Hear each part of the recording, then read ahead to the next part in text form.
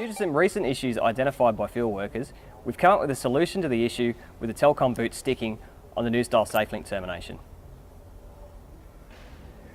We've been able to identify throughout this process that as the boot comes down, on the journey back up over the bushing, all the grease gets trapped at this shoulder here.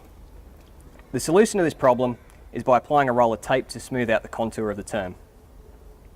Starting with a roll of normal PVC tape, a few twists in it will make the tape slightly wider, which will fill this gap here under the adapter sleeve. The idea of what we're trying to create is a smooth profile from where the adapter sleeve transitions to the cable.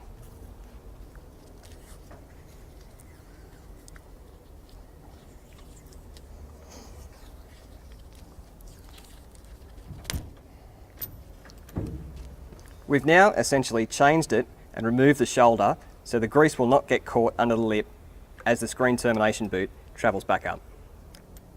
After applying the PVC tape, apply the grease as per normal.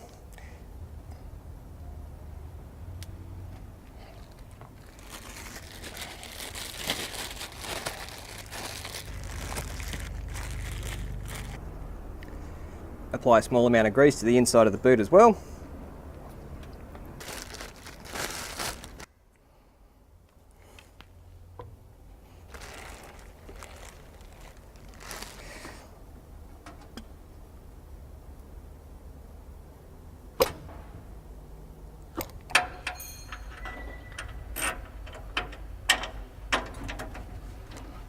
Now all the connections are tight, apply grease to the bushings at the top and install the boot as per normal.